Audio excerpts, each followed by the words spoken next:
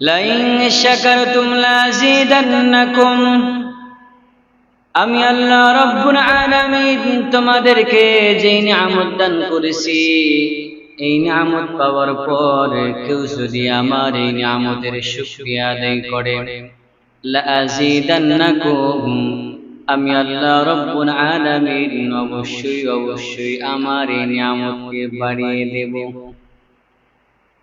ওয়ালাইন কাফারতুম, আর কেউ যদি আমার এই নিয়ামত পাওয়ার পর শুকরিয়া আদায় না করে, না শুকর গাজী হয়, আল্লাহ রাব্বুল আলামিন বলেন, আমি আল্লাহ রাব্বুল আলামিন আমার এই নিয়ামতকে ছিনিয়ে নেব তো নেবই।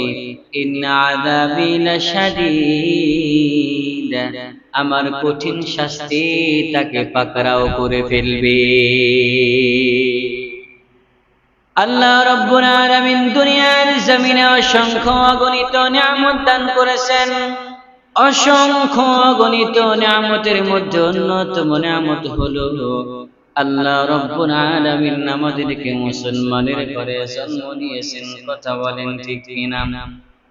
যদি আল্লাহ রাব্বুল আলামিন আমাদেরকে মুসলমানের ঘরে জন্ম না দিয়া কোন কাফের বেঈমান ইহুদি খ্রিস্টানের ঘরে জন্ম দিতেন, তাহলে সকালবেলায় উঠে মূর্তির সামনে মাথা নত করে দুহাত সম্প্রসারিত করে বলতে হতো, অজ্ঞ আনন্দ বিক্ষোভে আশিস অসংখ্যে সোনাং শরণং গুচ্ছামি পম শান্তি। কথা বলেন ঠিক কিনা?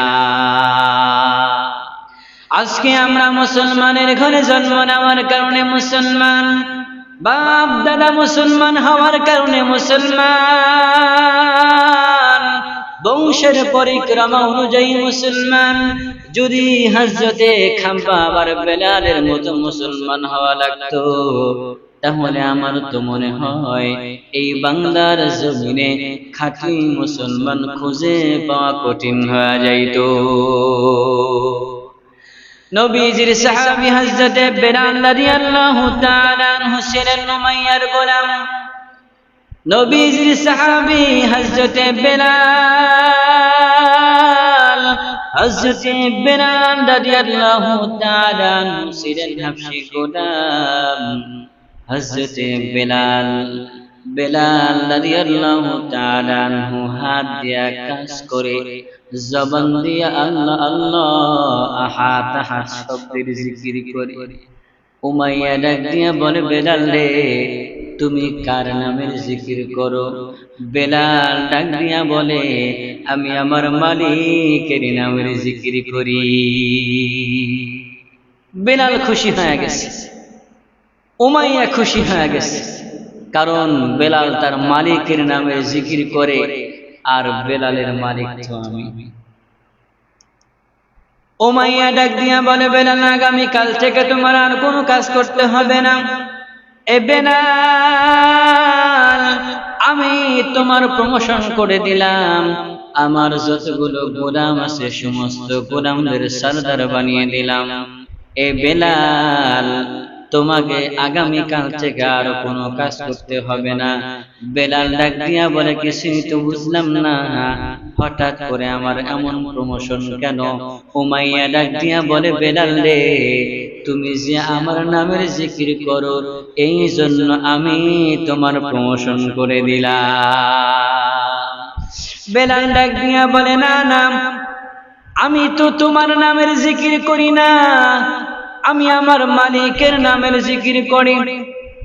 উমাইয়া ডাক দিয়া বলে, বেলাল রে, আমি ছাড়া তোমার আর কোনো মালিক আছে নাকি?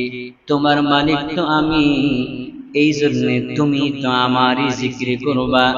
বেলাল ডাক দিয়া বলে, না না, আমি যে মালিকের জিকির করি, ওই মালিক শুধু আমারই মালিক নন, বরং তোমারও মালিক। উমাইয়ার মাথা গরম হয়ে যায়। উমাইয়া ডাক দিয়া বলে, বেলাল রে, তুমি কোন মালিকের নামের জিকির করো, যেই মালিক শুধু তোমারই মালিক নন, যেই মালিক আমারও মালিক?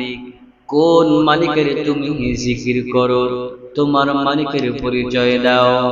এবার হযরতে বেলাল ডাক দিয়া বলে, নবীজির সাহাবী হযরতে বেলাল ডাক দিয়া বলেন, হ্যাঁ উমাইয়া, ভালো করে শুনে রাখো, মাথার উপরে খুঁটিবিহীন যে আসমান তুমি দেখতে পাও, তোমার দু পায়ের তলায় সুবিশাল যে জমিন তুমি দেখতে পাও, রাতের আকাশে যে চন্দ্র আর তারকারাজি তুমি দেখতে পাও, সকালবেলা যে আকাশে সূর্য তুমি দেখতে পাও, তোমার দুচোখ যত দূর যায়, গাছপালা, নদী নালা, পাহাড় পর্বত, যা কিছু তুমি দেখতে পাও, এই সব কিছুর সৃষ্টিকর্তা যিনি, আমার মালিক আল্লাহ হলেন তিনি। কাদেরে খুদ, কাদেরে খুদ, রত্তদারি বর কামাল, আন্তা রব্বি আন্তা হাসবি জুল জালাল।